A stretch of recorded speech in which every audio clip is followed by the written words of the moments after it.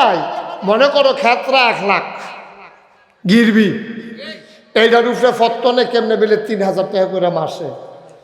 ও শিল্পের তো আসেনি রে কারবা কারা এত ফাঁকনামি। ও গোনা তো আগের তারাও করছে, আমরা তারা এখন যেই গোনা শিখছে মাশাল্লাহ, নতুন নতুন গোনা। আমার মনে হয় জাহান্নামও তো আমরা তারা যাইব, এতে কোনো সন্দেহ নাই।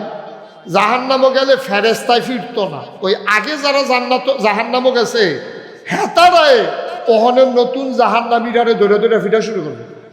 তো এটা রাইতা করবো কি করে তোরা ফিরোস করে, কারে গোনা তো আমরাও করছি, তোরা এত গোনা হিসেব কখনো এগুলা অসুবিধার দল এগুলা গোনা আমরা করছি না রে, তোরা এই গোনা হিসত কখনো কই এসে ফিটা শুরু। আসলেও তো কথা ঠিক, আগে মানুষের সুদের উপরে টেহা লাগাইছে, ক্যাশ টেহা নিয়ে আসলে সুদের উপরে লাগাইছে, খাইছে সুদ, খাইছে সুদের সুদ মনে করে খাইছে। ওহন যে ফত্তনের উপরে লাগায় এবার ওদের সুদ মনে করে না, মনে করো এবার এটা সুদ মনে করে না, এবার মনে করো ফত্তনের উপরে খাওয়ান জায়েজ আছে, জায়েজ মনে করে খায়। মনে রাখবা তুমি নামাজ পড়ো না, তোমার কবিরা গোনা হইব।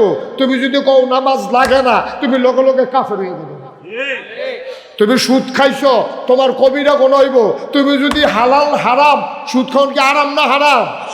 এই হারাম রে কেউ যদি জায়েজ মনে কইরা খায় তাহলে লগে লগে মানুষটা কাফের হয়। আমরা অহন যত সুদখোর, আগে সুদ খাইলে গোনা হইতো, আর অহন আমরা যে সুদখুরটি সবটি কাফের হইয়া বইয়া বসে, একটাও মুসলমান না। ঠিক কিনা কাও? আপনি যদি ফতুয়া বিচারেন যে হুজুর সুদ খাইলে কি কাফের হয়নি, না সুদ খাইলে কাফের হয় না, কিন্তু আপনি সুদের সুদ মনে করে খান না, এখন আপনি সুদের ফত্তনের উপরে খান, এই কারণে আইস ভাই সাহেব আপনি কাফের হইয়া বইয়া রয়েছে।